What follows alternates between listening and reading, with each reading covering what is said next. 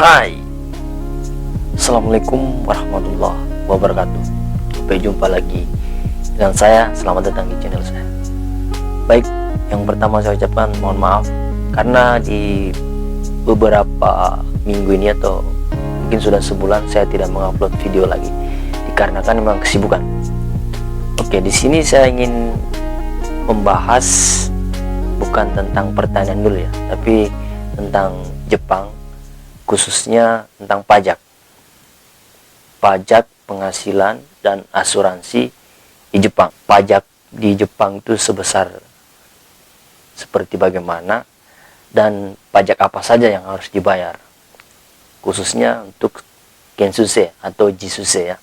Yang saya bahas di sini cuma dua saja, asuransi kesehatan dan pajak penghasilan atau pajak daerah ya. Ini asuransi, dan yang ini pajak kota atau pajak daerah atau juga bisa disebut pajak penghasilan. Oke. Pengalaman yang saya dapatkan di sini mulai dari tahun pertama, kedua, ketiga, dan sekarang saya menjalani yang keempat. Mulai tahun pertama itu pajak itu khususnya asuransi kesehatan itu tidak terlalu tinggi, masih sangat rendah. Mulai tahun pertama, tahun kedua mulai meningkat pajaknya, asuransinya itu asuransi kesehatan. Di tahun ketiga sudah mahal, sudah tinggi, dan di sekarang ini di tahun keempat makin mahal lagi. Saya kurang tahu nanti di tahun kelima ini apakah lebih mahal lagi. Kayaknya sih lebih mahal lagi, akan tiap tahun akan terus meningkat. Nah, untuk pajak penghasilan atau pajak daerah ini saya di tahun pertama tidak ada, tahun kedua juga tidak ada. Yang saya dapatkan itu di tahun ketiga dan tahun keempat ini. Nah, sebelum saya lanjut, asuransi kesehatan itu atau bahasa Jepang di sini Hokenso. Ada juga yang saya pernah dengar itu Nenking. Kita membayar tiap bulannya bayar Nenking. Nanti setelah kita selesai kontrak kita kerja di Jepang, kita akan pulang ke Indonesia. Itu bisa dicairkan lagi. Kalau tidak salah itu 70% kembali ke kita. Tapi yang asuransi kesehatan yang saya jalani ini, saya yang bayar ini, itu tidak ada pengembalian. Oke, saya perlihatkan sekarang, oke? Jadi gini ya, di tahun pertama, saya datang tahun 2018, di bulan 7, saya itu sudah membayar pajak.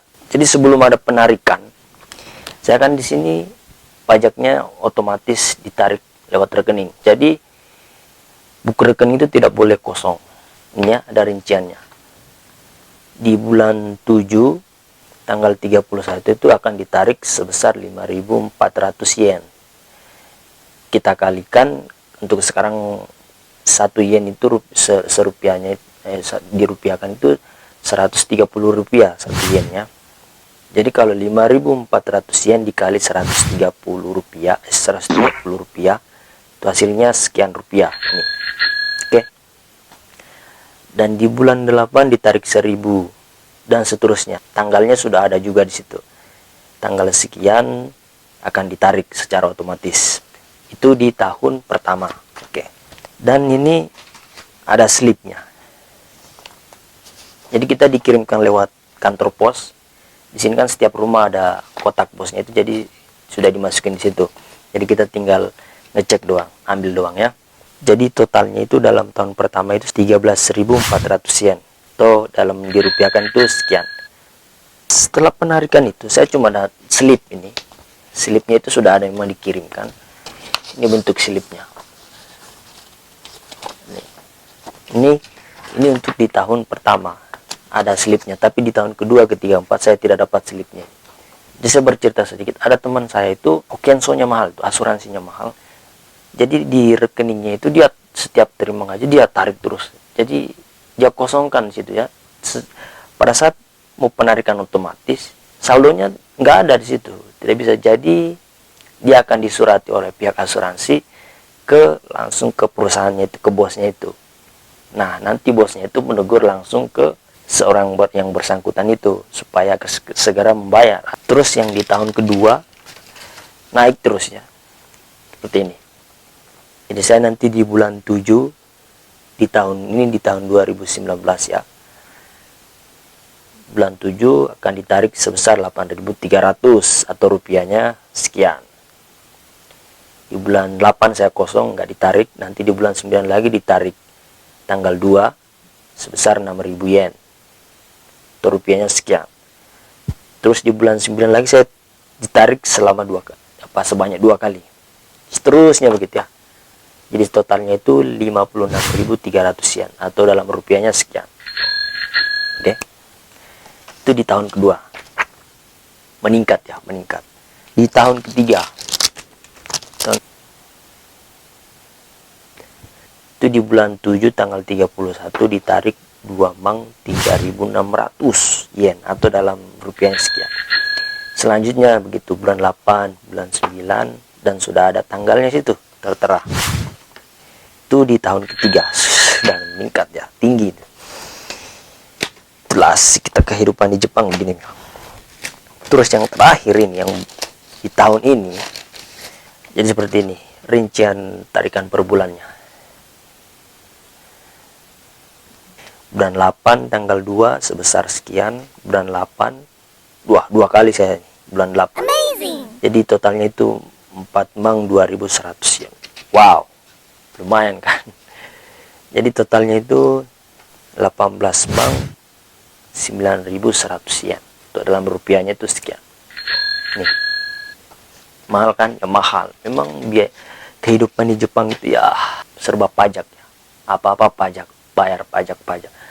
Oke, itu yang asuransi kesehatan. Sekarang yang pajak penghasilan. Di tahun pertama saya belum mendapatkan itu. Di tahun kedua tidak mendapatkan gitu. Pas di tahun ketiga saya mulai ada pajak penghasilan. Ini pajak kota ya. Ntar saya fotokan.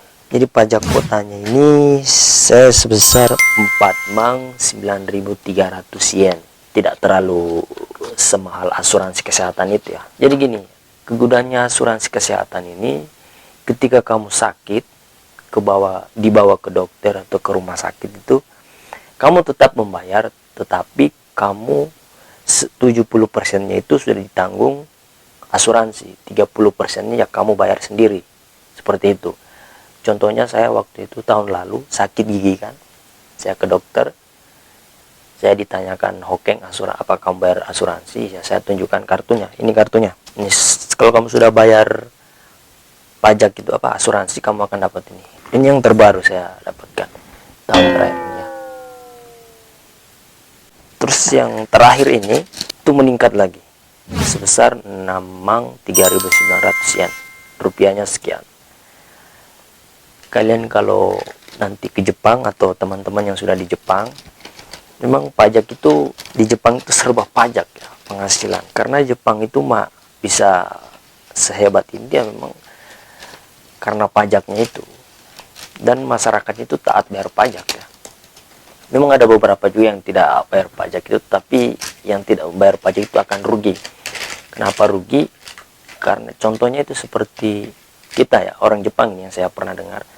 Dia tuh kerja di Jepang, kerja tiap bulan itu dia bayar pajak, ada namanya nenking, bayar pajak tiap bulan.